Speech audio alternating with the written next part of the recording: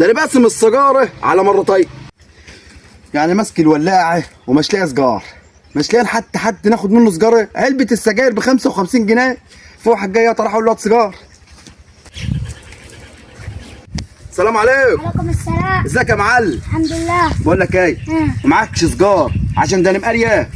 يا عم سجرتها، ده علبة السجاير ب 55 جنيه، ده انا بطلت عشان مش قادر اجيبها. بطلت عشان مش قادر تجيب ايه؟ يعني انا افضل داير بالولاعه كده مش لاقي حد يديني سجاره؟ ايوه في راجل كبير قاعد هناك اهو، هو ده اللي هيديني. مفيش حد جاي ولع سيجار.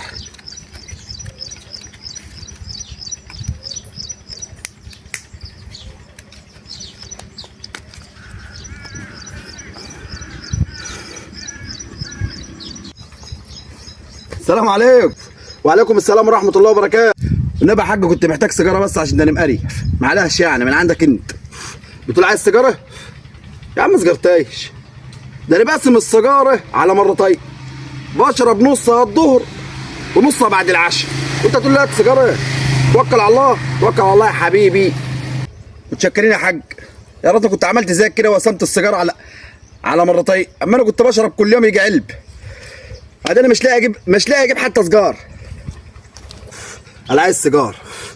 احنا قاعدين بنقسم السيجاره على مرتين، بس خلوا نصها ده بقى اللي بعد العشاء. احنا شعب كده، شعب بتاع هات سيجار، ما نقولش نشري سيجاره، لا هات سيجار.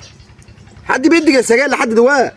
احنا بنقسم السيجاره على مرتين ونحطها في العلبه اهي عشان نشرب نصها بعد العشاء. هات سيجار. السيجاره ب 55 جنيه.